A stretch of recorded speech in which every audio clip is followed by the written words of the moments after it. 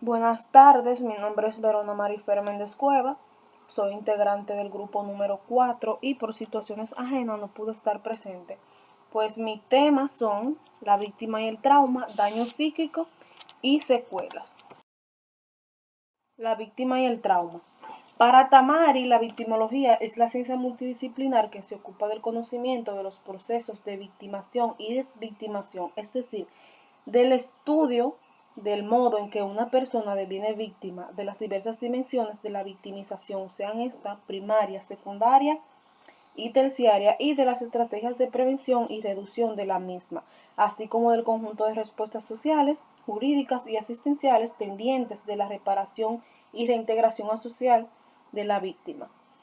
Si indagamos más acerca del concepto de víctima, el Instituto de Victimología define la víctima como toda persona afectada por un acontecimiento traumático, sea este o no de naturaleza u origen que sea, pues asimismo es víctima aquellas personas que sufren las consecuencias de una agresión, sea esta aguda o crónica, intencionada o no, física o psicológica por parte de otro ser humano.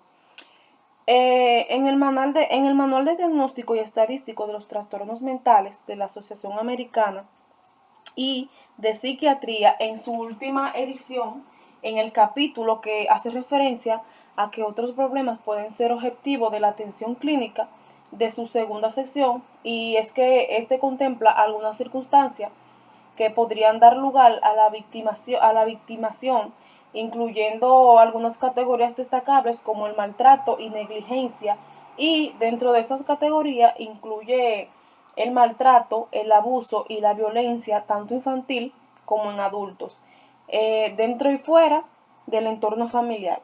Otras categorías destacables serían problemas relacionados con la delincuencia o interacción con el sistema global.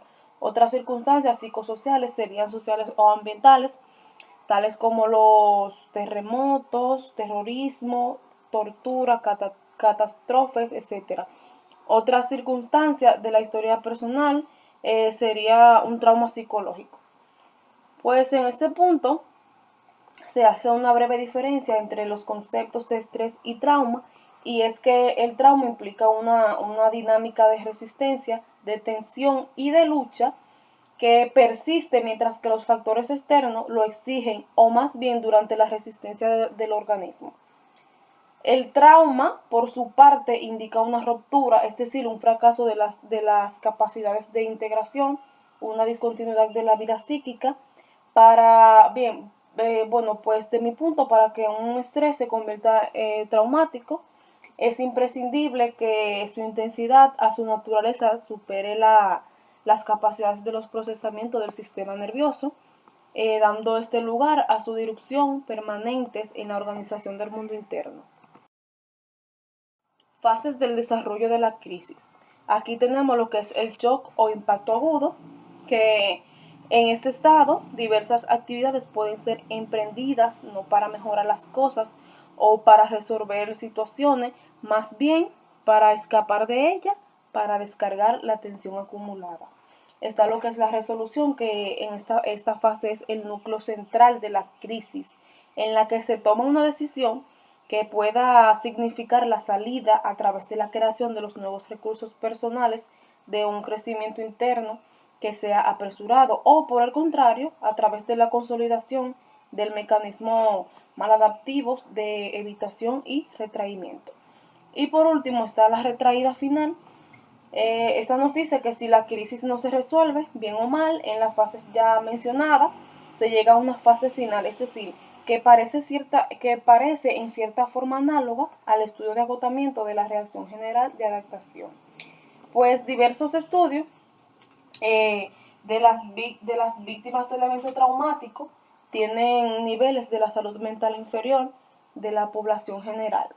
Pues algunas víctimas quedarán marcadas de por vida, otras sin embargo, tras una reacción psicológica intensa, son capaces de readaptarse, es decir, de readaptarse a la situación y de atender sus necesidades más inmediatas. Está lo que es el daño psíquico y secuela.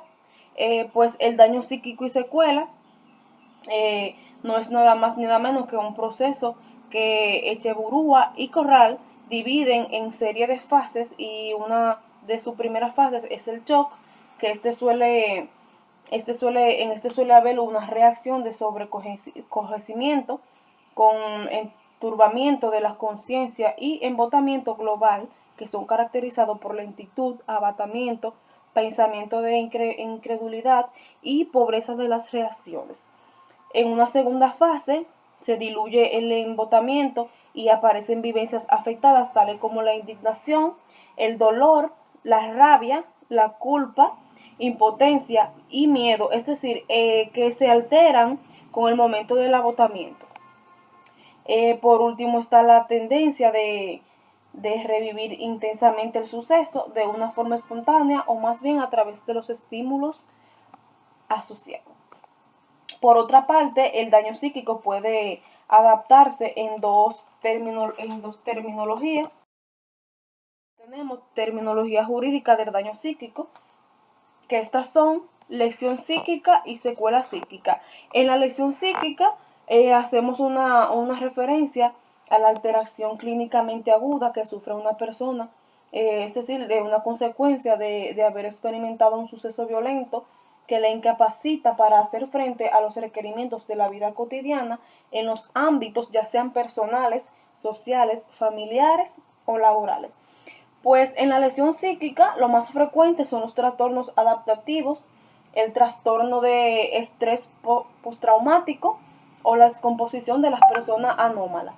Está lo que es la secuencia psíquica, que esta se refiere a la estabilización y consolidación de esos desajustes psicológicos que persisten e incapacitan de forma crónica, que no remiten con el tiempo ni con el tratamiento adecuado. Pues en la secuela psíquica los más frecuentes en delitos violentos es la transformación persistente de la personalidad. Gracias, espero que puedan comprender mi situación, y cualquier duda o aclaramiento que ustedes deseen me pueden escribir privado. Gracias.